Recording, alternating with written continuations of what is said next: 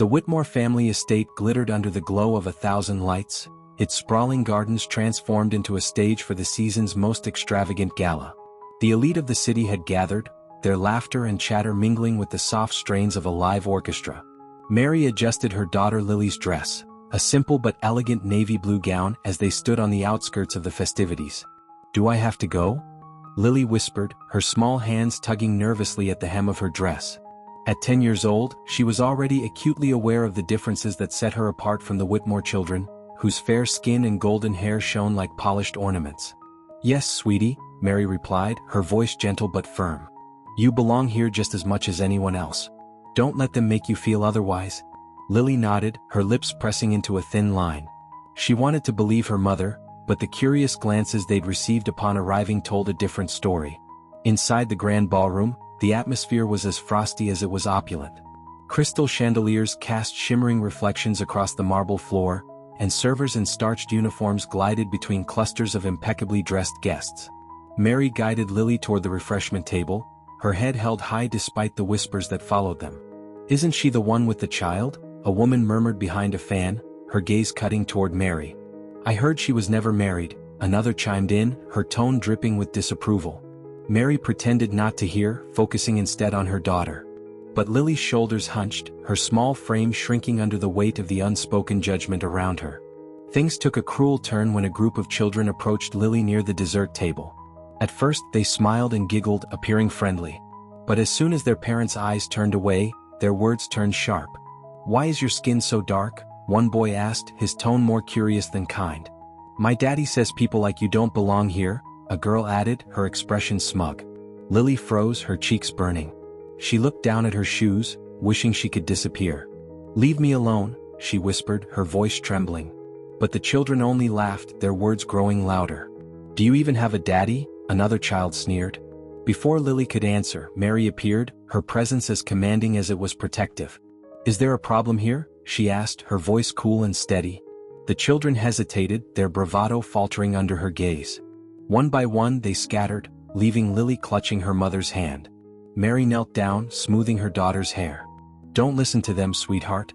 They don't know anything." Lily nodded, tears welling in her eyes. "Why do they hate me, Mama?"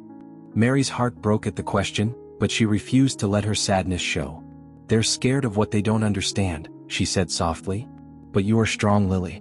Stronger than any of them." The scene did not go unnoticed. Adam Whitmore, the host of the gala, approached with deliberate strides, his jaw set in a hard line. His perfectly tailored suit and commanding presence exuded authority, and the crowd parted to make way for him. "Mary," he said, his tone clipped. "This is a private event. Perhaps it would be best if you and your daughter left." Mary rose to her full height, her chin tilted defiantly. "We were invited, Adam. Or are you saying your generosity doesn't extend to all your guests?" The tension between them crackled like static electricity. Around them, guests whispered, their gazes flicking between the two like spectators at a duel. "Your daughter disrupted the evening," Adam said, his voice lowering. "This is not the place for her." "She did nothing wrong," Mary shot back. "And neither did I." "Perhaps," Adam replied, his eyes narrowing. "But not all places are meant for everyone." The words hung in the air like a slap, and Mary's hand tightened around Lily's. But before she could respond, a new voice cut through the tension. "I couldn't agree more, Adam. But the question is, who decides who belongs?" All eyes turned as an older man entered the room. His silver hair was neatly combed, his tailored suit impeccable. Though his face was lined with age, his presence was commanding, his deep voice carrying an air of authority. Murmurs rippled through the crowd as recognition dawned. "Mr. Raymond?" someone whispered. "What's he doing here?" Mary's breath caught in her throat. She hadn't seen him in years, but there was no mistaking him. Mr. Raymond strode forward, his gaze sweeping over the crowd before landing on Mary and Lily. "I believe I can answer that," he said, his tone calm but firm. He turned to Adam, his expression unreadable. "Mary and Lily are here because they belong. And I'd like to formally introduce my granddaughter, Lily Raymond." A stunned silence fell over the room. Adam's face paled and the whispers grew louder. Mr. Raymond's reputation preceded him. He was a man of immense power and influence, his name synonymous with wealth and respect. Mary stared at him, her emotions a tangled mess of anger, relief, and disbelief. But before she could speak, Mr. Raymond knelt before Lily, his eyes softening. "I've missed too much of your life already," he said gently. "But I'm here now. And I won't let anyone hurt you again." Lily looked at him, her wide eyes filled with confusion and hope. "You're my grandfather?" she asked. "Yes," he said, his voice steady. "And you're the most important person in this room?" The atmosphere in the ballroom shifted. The same guests who had whispered cruel judgments now scrambled to adjust their expressions, their smiles forced and ingratiating. Adam's jaw clenched, but he said nothing, knowing he had been outmaneuvered. As Mr. Raymond rose, he addressed the crowd. "Let tonight serve as a reminder that family is not defined by appearances or social expectations. It's defined by love, loyalty, and integrity." The applause that followed was hesitant but grew louder as the guests followed suit. Mary looked at Mr. Raymond, her eyes narrowing. She had questions, so many questions, but for now she held her daughter close, the protective shield she had built around Lily finally shared. The days following the gala were a whirlwind. The Raymond name, once whispered with awe, now dominated conversations across the city. The revelation of Lily's lineage had rippled through elite circles like a thunderclap. Mary, however, was far less concerned with the whispers than she was with the man who had caused them. Mr. Raymond. He had swept into their lives with a flourish, like a gust of wind knocking open a door Mary had long since locked. And now, here he was, sitting in her modest living room, his presence as commanding as it had been at the gala. "Thank you for seeing me," Mr. Raymond began, his voice calm but firm. He looked around the room, taking in its simplicity, the framed photos on the walls, and the faint smell of coffee lingering in the air. "I owe you both an explanation." Mary sat across from him, her arms crossed tightly over her chest. Lily perched on the couch beside her, her wide eyes fixed on the man who had claimed to be her grandfather. The tension in the room was palpable. "You owe us more than that," Mary said, her tone sharp. "You owe us years."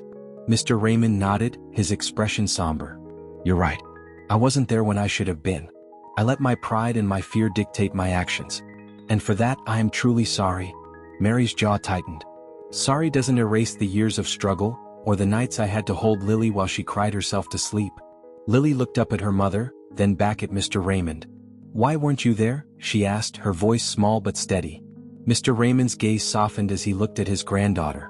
"Because I was a fool," he admitted. "I made mistakes I've regretted every day since. But I'm here now, Lily. And I want to make things right." The conversation continued, filled with questions Mary had carried for years. Why had he abandoned her? Why had he stayed away when he knew they needed him? Mr. Raymond answered each question with quiet honesty, his regret evident in every word. "I thought I was protecting you," he said finally. "I believed that by staying away I could shield you from the scrutiny and judgment that come with my name. But I see now that all I did was hurt you." Mary stared at him, her emotions a tangled mess of anger, sadness, and a flicker of hope she wasn't ready to trust. "So why now?" she asked. "Why come back after all this time?" "Because I saw what happened at the gala," Mr. Raymond replied. "I saw how they treated Lily and I couldn't stand by any longer. She deserves better. You both do." Over the following weeks, Mr. Raymond became a steady presence in their lives. He accompanied Mary and Lily to the park, brought over meals from his favorite restaurants, and even helped Lily with her school projects. Slowly but surely he began to earn their trust, or at least a tentative version of it. But not everyone welcomed his return. At the Whitmore estate, Adam sat in his office, a glass of whiskey in his hand and a scowl on his face. The events of the gala still burned in his memory, the humiliation of being publicly outmaneuvered by Mr. Raymond. His hand tightened around the glass as he replayed the scene in his mind. "We need to act," he said, his voice low and dangerous. Across from him sat his cousin, Charles Whitmore, whose allegiance was as opportunistic as it was fickle. "What are you suggesting?" Charles asked, his tone wary. "I'm suggesting we remind Mr. Raymond that this city doesn't bow to him anymore," Adam replied. "He may think he can waltz back in and reclaim his place at the top, but we'll make sure he knows otherwise." Charles hesitated. "He's not a man to be underestimated. You saw what he did at the gala. And I won't forget it," Adam said, his voice hard.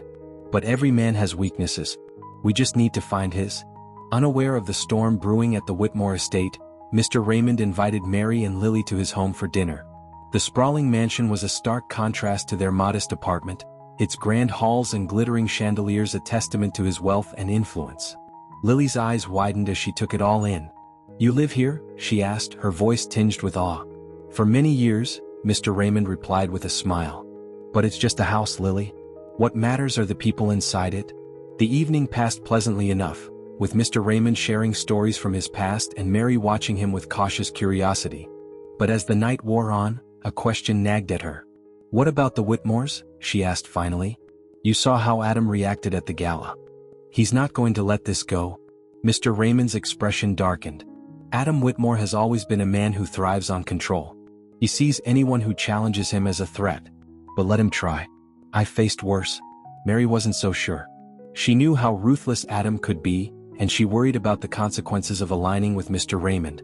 But when she looked at Lily, who was laughing and smiling in a way she hadn't in years, she knew they couldn't turn back now.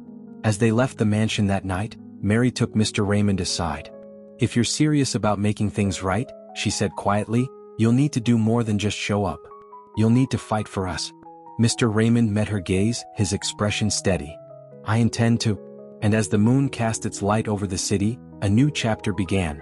A chapter filled with promises, challenges, and the lingering shadows of the past. The morning after their visit to Mr. Raymond's mansion, Mary stood in her small kitchen, brewing a pot of coffee. She stared out the window, lost in thought. The past weeks had been a whirlwind, and Mr. Raymond's sudden re-entry into her life stirred emotions she wasn't ready to confront. Her gaze fell on Lily, who sat at the kitchen table drawing pictures in a notebook. There was a lightness to her demeanor that Mary hadn't seen in years. She wanted to believe this change was for the better, but a nagging sense of unease kept her guard up. "Mama," Lily said, breaking Mary's reverie, "do you think Grandpa will come today?" Mary blinked, startled by the question. "I don't know, sweetie. He's busy with a lot of things." Lily's face fell slightly, but she quickly masked her disappointment. "That's okay. I'll see him soon." Mary bit her lip, unsure how to manage Lily's growing attachment to a man who had already let them down once. She wanted to protect her daughter, but she couldn't deny the bond forming between them. Meanwhile, across town, Adam Whitmore sat at his desk, poring over documents detailing Mr. Raymond's business ventures. His scowl deepened as he traced the growing influence of Raymond Enterprises, particularly its recent push for corporate reforms. Adam had spent years cultivating his empire, and the idea of Mr. Raymond challenging his dominance was unacceptable. His cousin Charles entered the room, a folder in hand. "I found something," Charles said, dropping the folder onto Adam's desk. "It's not much, but it's a start." Adam opened the folder, his eyes narrowing as he scanned the contents. "Financial discrepancies?" he muttered. "This could be useful." "Careful, Adam," Charles warned. "Raymond's no fool. If we make a move and he catches wind of it—" "He won't," Adam interrupted, a sly grin spreading across his face. "Because we'll strike where he least expects it." Later that day, Mary received a call from Mr. Raymond. His voice was calm but carried a note of urgency. "Mary, I need to speak with you." "It's about Adam?" Mary stiffened. "What's he done now?" "It's not what he's done," Mr. Raymond replied. "It's what he's planning. Can you meet me at the office this afternoon?" Mary agreed, though unease settled in her chest. When she arrived at Raymond Enterprises, she was struck by the stark contrast between the grandeur of the building and her own modest world. She rode the elevator to the top floor, her nerves tingling as she stepped into Mr. Raymond's expansive office. He greeted her warmly, gesturing for her to sit. "Thank you for coming," he said. "I wanted to warn you, Adam is preparing to retaliate. He's looking for ways to discredit me, and I'm certain he won't hesitate to involve you or Lily." Mary's stomach turned. "What can we do?" "Stay vigilant," Mr. Raymond advised. "And trust that I'll handle Adam." Mary wasn't convinced. "This isn't just about you," she said, her voice firm. "Lily's in the middle of this now. If you're serious about protecting her, you need to be ready for anything." Mr. Raymond nodded solemnly. "I am." As Mary left the office, her mind swirled with worries. She stopped by a park on her way home, needing a moment to collect herself. Watching children play on the swings, she thought of Lily. Her daughter deserved a childhood free from the burdens of family conflict, but Mary feared that was no longer possible. Her thoughts were interrupted by the buzz of her phone. It was a text from an unknown number. "Be careful who you trust. Not everyone's intentions are pure." Mary stared at the message, her heart pounding. Was it a warning? A threat? She looked around, but the park seemed calm, ordinary. Still, the message unsettled her, adding another layer of tension to an already fraught situation. That evening at the Whitmore estate, Adam poured himself another drink as he discussed his next move with Charles. "We'll start small," Adam said, his voice cool and calculated. "Spread rumors about Raymond's leadership, plant doubts among his board members. If we can turn his own people against him, it'll weaken his position." "And Mary?" Charles asked. "What about her?" Adam's smile was sharp and cold. "She's a complication, but she won't be a problem for long." Charles hesitated, then nodded. "Just don't underestimate her. She's tougher than she looks." Adam waved him off. "Everyone has a breaking point. We'll find hers." Back at home, Mary sat with Lily as they went through her schoolwork. Lily's face lit up as she described her day, her innocence a stark contrast to the heaviness weighing on Mary's shoulders. "Mama," Lily said suddenly, "do you think I'll ever have friends like the kids at the gala?" Mary's chest tightened. She placed a hand on Lily's shoulder, her voice soft but firm. "You'll have friends who love you for who you are, Lily. And that's worth more than all the galas in the world." Lily smiled, her trust in her mother unshaken. But as Mary tucked her into bed that night, she couldn't shake the feeling that the storm brewing around them was far from over. She sat alone in the quiet of the living room, staring out the window at the city lights. Her phone buzzed again, another message from the unknown number. "They're watching you. Be ready." Mary's grip tightened on the phone. The message was clear. Whatever was coming, it was already in motion. Mary's nerves were on edge after receiving the mysterious messages.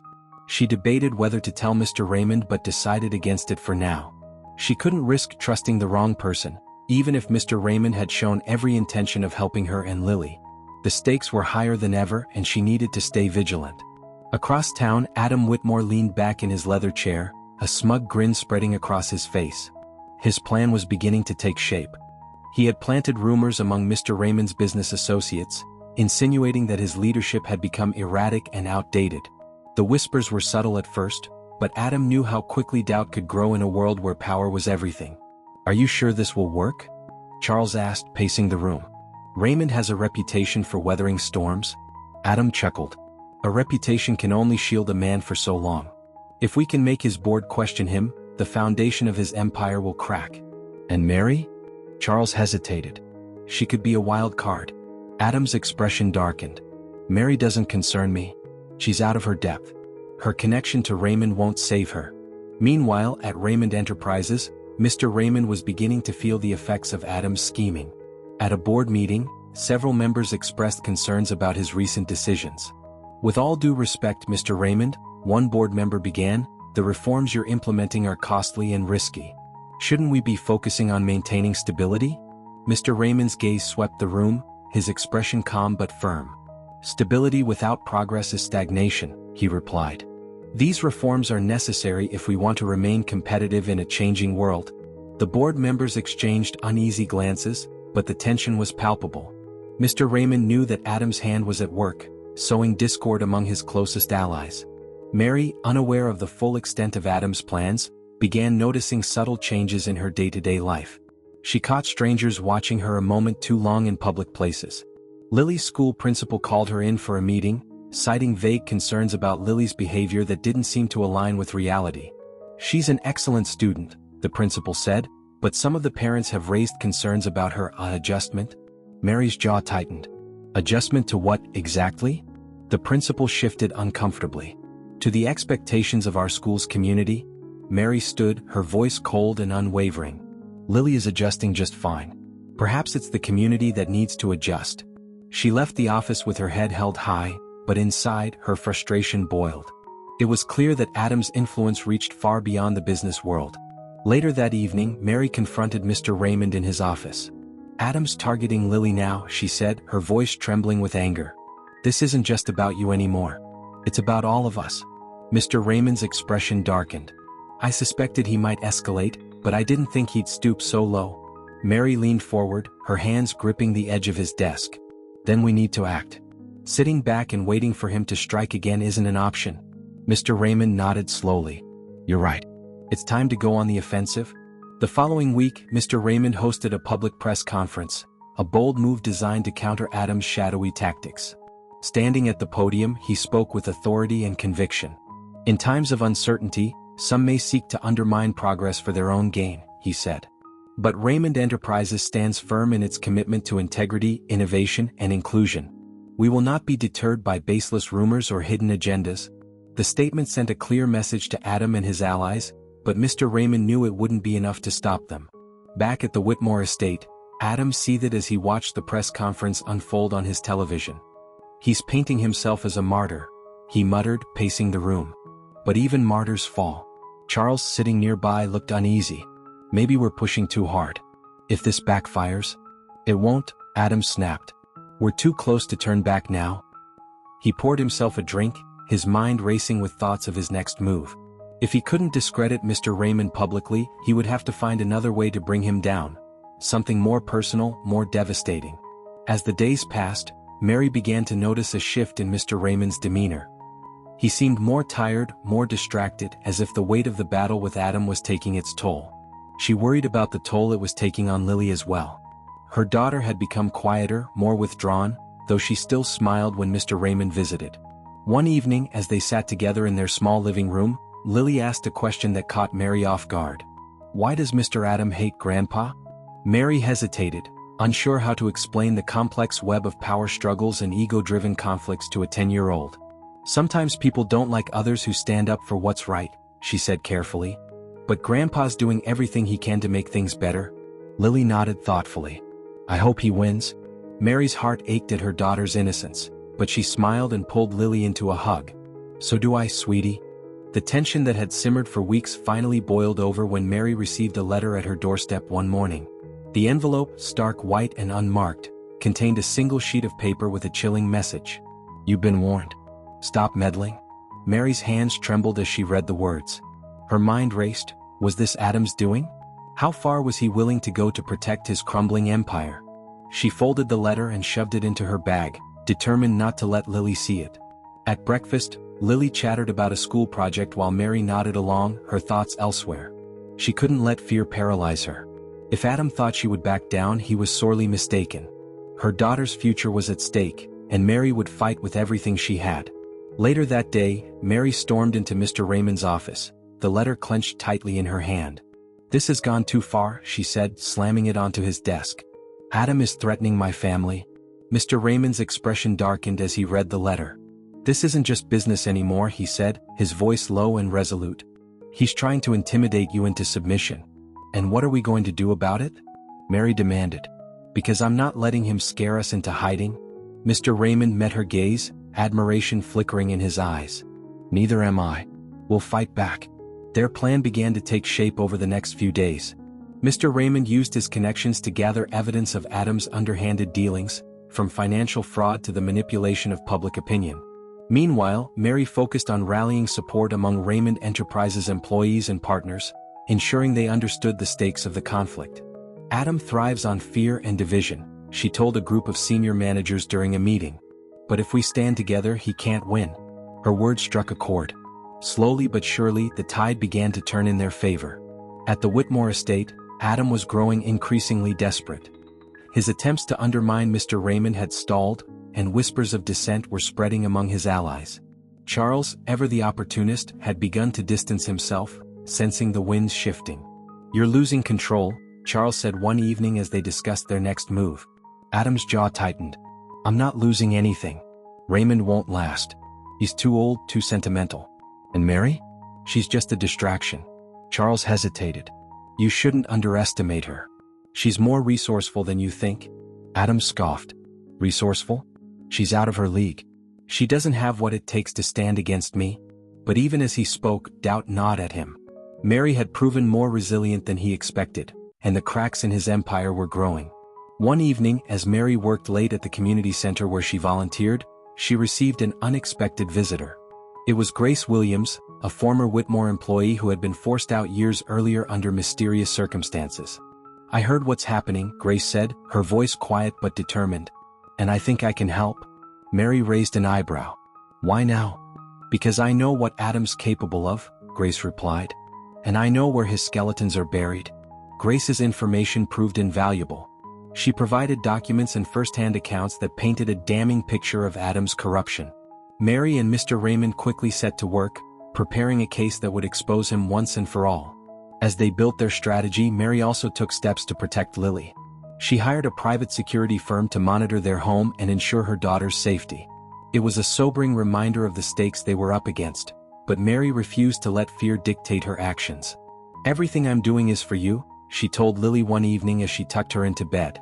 "I know, Mama," Lily replied, her small hand reaching out to touch Mary's cheek. "You're the bravest person I know." Mary smiled, her heart swelling with love and determination. "And you're my reason for being brave." The turning point came during a shareholder meeting at Raymond Enterprises. Adam, emboldened by his dwindling but still vocal supporters, arrived uninvited, determined to confront Mr. Raymond. "You're clinging to a legacy that's already crumbling," Adam said, his voice echoing through the conference room. "You don't have what it takes to lead anymore." Mr. Raymond remained calm, his eyes steady. "Leadership isn't about clinging to power, Adam. It's about using it to create something lasting, something meaningful." "And what exactly have you created?" Adam sneered. "An empire built on outdated ideals?" Mr. Raymond gestured toward Mary, who stood at his side. "I've created a legacy of resilience and integrity. And Mary embodies that legacy." Mary stepped forward, her voice clear and unwavering. "You've tried to tear us down, Adam, but you've only made us stronger. Your fear of losing control is what will destroy you, not us." The room fell silent as her words hung in the air. For the first time, Adam looked uncertain. As the meeting ended, Mary and Mr. Raymond left together, their bond stronger than ever. They knew the fight wasn't over, but they also knew they had the momentum. Adam's influence was waning, and the support for their vision of the future was growing. That night, Mary sat with Lily in their living room, watching her daughter play with a new art set Mr. Raymond had given her. For the first time in weeks, Mary allowed herself to feel hope. "We're going to be okay," she said softly, more to herself than to Lily. And for the first time she truly believed it. The next morning, Mary woke to find another letter slipped under her door. Unlike the previous threat, this one was different. A handwritten note on crisp, cream-colored paper. Read, "Meet me at the Whitmore estate tonight. There are things you need to know. Come alone." There was no signature, but Mary's intuition told her it had to be someone from Adam's circle. Her first instinct was to ignore it. Walking into the Whitmore estate alone was a risk she couldn't afford. But as she stared at the note, a thought nagged at her. What if this was the break they needed to finally bring Adam down? That evening, Mary left Lily in the care of her trusted neighbor and made her way to the Whitmore estate. She didn't tell Mr. Raymond. He would never have allowed her to go alone. As she approached the grand gates, her pulse quickened. The towering iron bars seemed more like a cage than an entrance, but she steeled herself and walked in. Inside, the estate was eerily quiet. A single figure waited in the parlor, a woman Mary recognized immediately. "Grace?" Mary said, her voice a mixture of relief and confusion. Grace Williams, the former Whitmore employee who had helped Mary weeks earlier, stepped forward. Her expression was serious. "I couldn't say this before," Grace said. "Adam has eyes everywhere. But there's something you need to know about Mr. Raymond." Mary's brow furrowed. "What about him?" Grace hesitated, then handed Mary a folder. "Mr. Raymond didn't just disappear from your life because of pride or fear. Adam played a role in it." Mary opened the folder, her hands trembling. Inside were letters, financial records, and legal documents. The evidence was damning. Years ago, Adam had orchestrated a campaign to discredit Mr. Raymond, using fabricated scandals to force him into a retreat from public life. The fallout had driven a wedge between Mr. Raymond and Mary's mother, ultimately severing their family ties. As the weight of the revelation sank in, Mary's emotions surged, a storm of anger, betrayal, and sorrow. "Why didn't he tell me?" she whispered. "Because he didn't want to burden you with his mistakes," Grace replied. "But you deserve to know. And now you have the power to use this against Adam." Mary looked up, determination hardening her features. "Then let's make it count." The next morning, Mary confronted Mr. Raymond in his office. She placed the folder on his desk and crossed her arms. "You should have told me the truth." Mr. Raymond's face fell as he flipped through the documents. He sighed heavily, setting the folder aside. "I wanted to protect you," he said quietly. "I thought keeping you away from this mess would give you a chance at a better life." "You don't get to make that choice for me," Mary shot back. "I had a right to know what happened, to know why my family fell apart." Mr. Raymond looked at her, guilt etched into his features. "You're right. I failed you, Mary. And I can never undo the damage I've caused. But I want to make it right." Mary softened slightly but kept her resolve. "Then we need to use this." Grace was right. This is the key to exposing Adam. Over the next few days, Mary and Mr. Raymond worked tirelessly to compile their evidence. They reached out to trusted journalists and allies, ensuring the story would break in a way that Adam couldn't suppress. Meanwhile, Adam began to sense that the walls were closing in. At the Whitmore estate, Charles confronted Adam in the study. "Whatever they're planning, it's big," Charles said. "You need to be ready." Adam scoffed. "Let them try. I've weathered worse storms." But even as he spoke, doubt gnawed at him. He knew Mary and Mr. Raymond were more formidable than he had anticipated. The story broke on a Friday morning. Headlines blared the details of Adam's years of manipulation, corruption, and sabotage. The fallout was immediate. Clients began pulling their business from Whitmore Enterprises, and several board members resigned in protest. Adam's once unshakable empire was crumbling. In the midst of the chaos, Mary held a press conference alongside Mr. Raymond. Standing before a crowd of reporters, she spoke with calm conviction. "This isn't just about one man's actions," she said. "It's about holding people accountable no matter how powerful they think they are. It's about creating a world where integrity and justice matter more than wealth and influence." The applause that followed was thunderous. That evening, Mary and Mr. Raymond sat together in her apartment, the weight of the day settling over them. "We did it," Mary said softly. "But it doesn't feel like it's over?" Mr. Raymond nodded. "Because it isn't. There's still work to do. But today was a step forward." Lily joined them, climbing onto Mary's lap. "Did we win?" she asked innocently. Mary smiled, brushing a strand of hair from her daughter's face. "Not yet, sweetie. But we're closer than we've ever been." As they sat together, the bond between them stronger than ever, Mary felt a flicker of hope. The fight wasn't over, but for the first time, it felt winnable. The fallout from the revelations shook the city's elite to its core. Adam Whitmore's empire, once a monolith of influence and wealth, was unraveling. His name became synonymous with scandal, and his allies were quick to distance themselves. But Adam wasn't finished yet. Desperation made him dangerous. At the Whitmore estate, Adam paced the length of his study, his thoughts dark and chaotic. Charles stood nearby, nervously sipping a drink. "It's over, Adam," he said finally. "You've lost." Adam stopped mid-step, his eyes narrowing. "It's not over until I say it is." Charles sighed. "The board is meeting tomorrow to vote on your removal. Half the investors have already pulled out. What exactly do you think you can do?" Adam's lips curled into a dangerous smile. "I still have leverage." Charles hesitated, then set down his glass. "What kind of leverage?" Adam didn't answer directly. Instead, he picked up his phone and dialed a number. "You'll see," he said, his voice cold. Meanwhile, at Raymond Enterprises, Mary and Mr. Raymond prepared for the next phase of their fight. The board meeting at Whitmore Enterprises was critical. If Adam was removed as CEO, it would mark the end of his reign. But Mary couldn't shake the feeling that Adam had one last card to play. "Do you think he'll show up?" she asked Mr. Raymond as they reviewed their notes.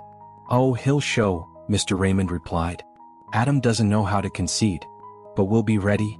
Their confidence was tested the next day when an unexpected visitor arrived at Raymond Enterprises. It was Charles Whitmore, looking disheveled and uneasy. "I need to speak with you," he said to Mary and Mr. Raymond. "It's about Adam." In the privacy of Mr. Raymond's office, Charles revealed what he knew.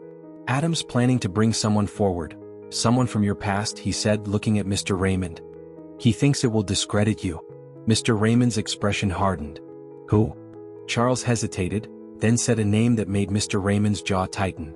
"It's one of your former partners. The one you had that falling out with years ago." Mary glanced at Mr. Raymond, her concern growing. "Is it true? Could this person hurt us?" "They could try," Mr. Raymond admitted.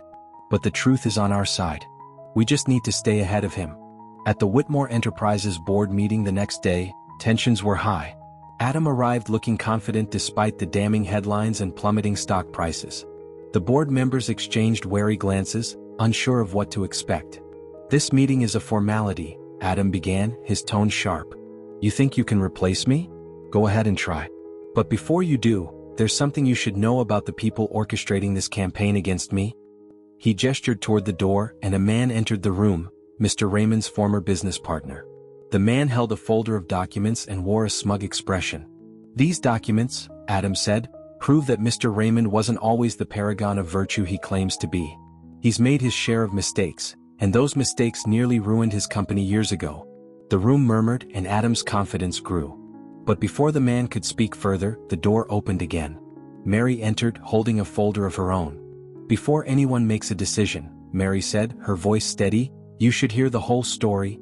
She handed the folder to the board members, who began reviewing its contents. Inside were counter documents that discredited Adam's claims, proving that his so-called evidence had been manipulated. "This isn't about Mr. Raymond's past," Mary continued.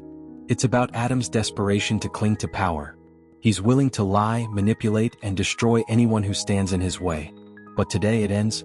The meeting concluded with a unanimous vote to remove Adam as CEO. He stormed out of the building, his face a mask of fury.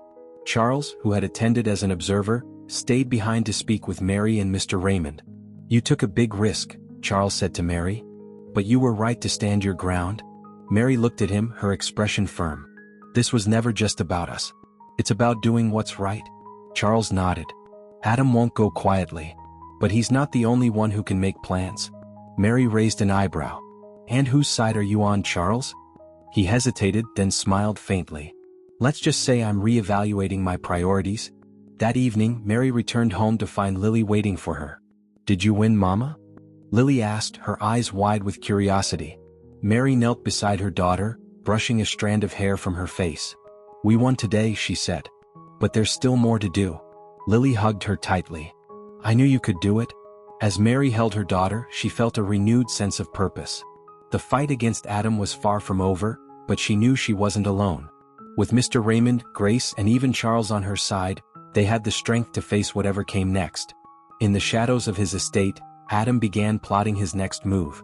The loss of his position was a blow, but he wasn't ready to surrender. His empire might have crumbled, but his ambition burned brighter than ever. "I'll make them pay," he muttered, his hands clenched into fists. "All of them." Adam Whitmore was a man cornered, and like any cornered predator, he was at his most dangerous. The headlines declaring his removal as CEO of Whitmore Enterprises had tarnished his legacy, and the fallout had sent shockwaves through his remaining allies. But Adam wasn't defeated. Not yet. At the estate, Adam's study became his war room. His desk was cluttered with documents, blueprints, and a laptop displaying encrypted messages. One message stood out. "The next move is ready. Are you sure you want to go this far?" Adam's reply was swift and cold. "Do it." Meanwhile, at Raymond Enterprises, the atmosphere was cautiously optimistic. Adam's removal had given Mary, Mr. Raymond, and their team a chance to consolidate their position and push forward with reforms. Yet, the looming sense of unfinished business lingered. Mary had grown into her role as an advocate for change, her confidence shining in boardrooms and public appearances. Still, she couldn't shake the feeling that Adam was planning something. "He won't stop," she told Mr. Raymond during a late-night strategy meeting. "You know that, right?" Mr. Raymond nodded, his expression somber. "I do. But this time we're ready for him." The tipping point came 3 days later, during a high-stakes shareholder meeting at Raymond Enterprises. Mary had prepared tirelessly for her presentation, which was set to outline the next phase of their corporate reforms. The meeting was packed with investors, reporters, and employees eager to see what was next for the company. As Mary stepped onto the stage, her calm demeanor belied the nerves roiling inside her. "Good morning," she began, her voice steady. "Today we're not just discussing numbers or policies. We're discussing a vision for the future. One built on integrity, inclusion, and innovation." Her words were met with nods and murmurs of agreement. But just as she was about to continue, the lights in the room flickered, and the large screen behind her went black. A moment later, an image appeared, a photo of Mr. Raymond shaking hands with a figure who was instantly recognizable to the audience, a notorious corporate fraudster from decades past. Gasps rippled through the room. Mary turned to the screen, her heart sinking. The photo was genuine, but the context was entirely missing.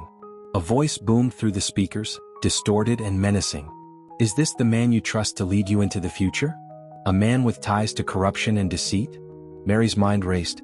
This was Adam's doing, she was sure of it. She quickly stepped forward, reclaiming the microphone. "This image is decades old," she said firmly, "and the story behind it is not what it seems. If you'll allow me, I'll explain." The crowd's murmurs quieted, but the damage had been done. Mary could feel the weight of doubt settling over the room. Still, she pressed on, determined to set the record straight. Back at the Whitmore estate, Adam watched the live stream of the meeting, a smug smile on his face.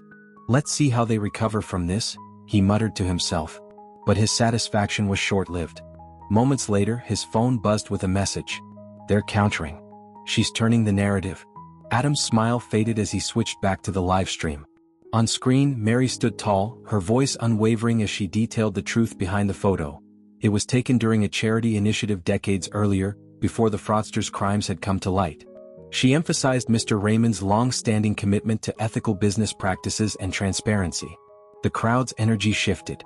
The murmurs of doubt turned into nods of agreement. Mary's authenticity and composure were winning them over. Enraged, Adam hurled his phone across the room. She's good, he admitted grudgingly. But she hasn't won yet. Charles, who had been watching from a corner of the study, finally spoke. Maybe it's time to cut your losses, Adam? Adam glared at him. You don't get to decide when this ends? Charles sighed. No, but the world does. And right now it's turning against you. At Raymond Enterprises, the meeting concluded with a standing ovation for Mary. As she stepped off the stage, Mr. Raymond met her with a proud smile. You were incredible, he said. Mary nodded, still catching her breath. He tried to bury us. We dug ourselves out. They returned to Mr. Raymond's office, where Grace Williams waited with an update. We traced the source of the hack, she said. It leads back to Adam. Mr. Raymond's expression darkened. Then it's time to put an end to this. The following day, Mary, Mr. Raymond, and Grace held a press conference. They presented evidence of Adam's cyber attack, tying it to a broader pattern of unethical behavior. The presentation was clear and irrefutable, leaving little room for Adam to mount a defense. Reporters bombarded them with questions, but Mary remained composed. This is about more than one man, she said. It's about ensuring that power is wielded responsibly and that no one is above accountability. The response was overwhelmingly positive. Public opinion, which had wavered briefly after the photo leak, swung decisively back in their favor. Adam watched the press conference from the shadows of his now empty study. His empire was gone, his reputation in tatters. For the first time he felt the full weight of his downfall. Yet even in his defeat, a flicker of defiance remained. They'll pay, he muttered. One way or another. That evening, Mary returned home to find Lily waiting for her with a drawing. It depicted their small family, Mary, Lily, and Mr. Raymond, standing together, surrounded by flowers and sunshine. It's beautiful, Mary said, her voice catching. She knelt beside her daughter, pulling her into a tight hug. You're my sunshine, Lily. Don't ever forget that. As she held her daughter, Mary felt a sense of peace she hadn't known in years. The fight against Adam wasn't over, but for the first time she felt truly ready to face whatever came next. The Whitmore estate was quiet now, a hollow shell of its former glory. Adam Whitmore remained holed up in his study, plotting his next move despite the unraveling of his empire. His desperation had alienated even his most loyal allies, leaving him isolated and bitter. Yet Adam wasn't ready to give up. Not while there was still a chance, no matter how slim, to reclaim his power. At Raymond Enterprises, the mood was cautiously optimistic.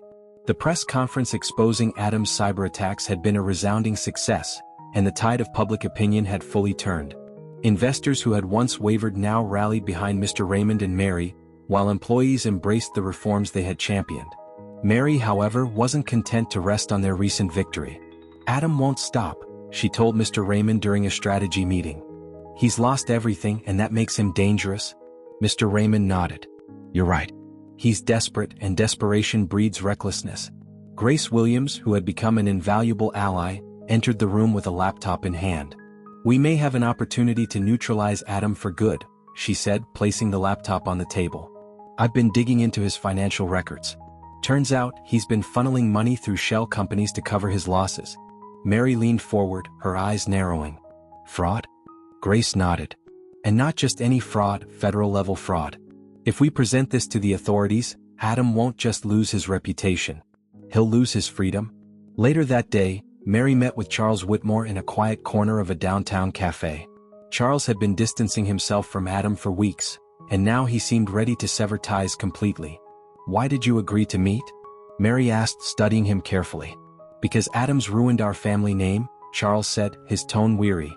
And because I believe in what you and Mr. Raymond are trying to do.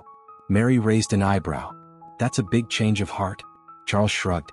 Call it self-preservation. But also, I think it's time someone in our family did the right thing. He slid a folder across the table. These are records Adam thought he destroyed.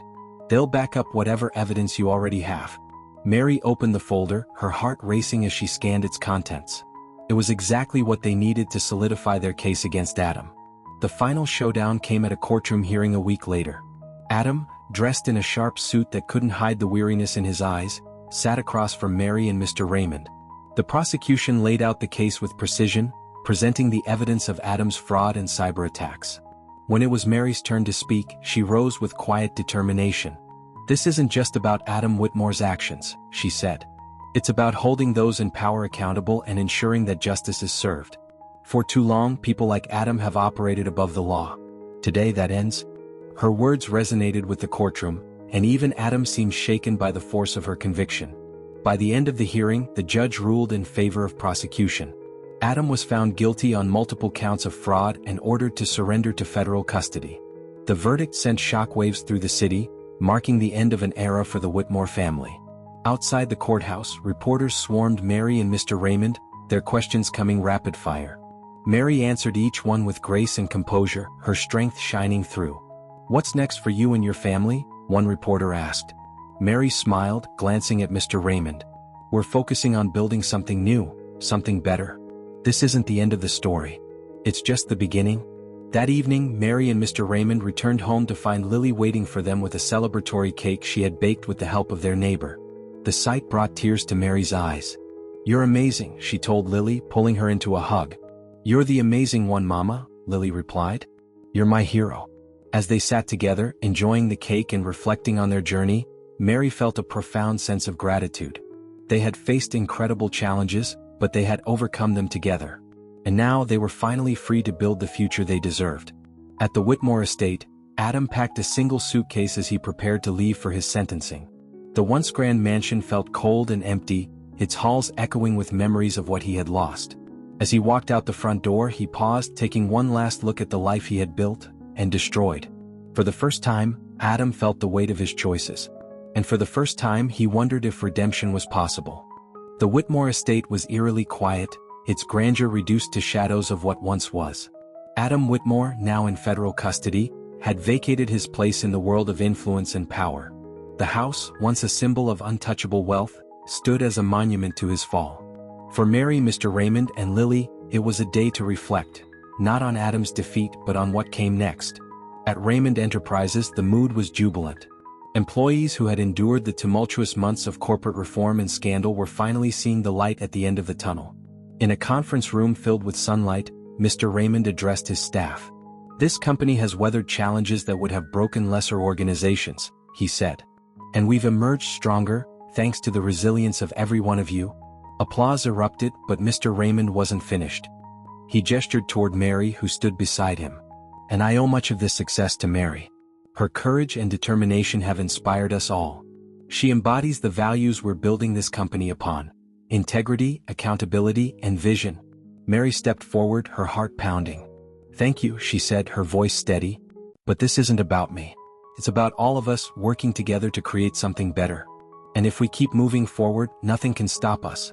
The applause was thunderous. Later that afternoon, Mary returned home to find Lily painting at the kitchen table.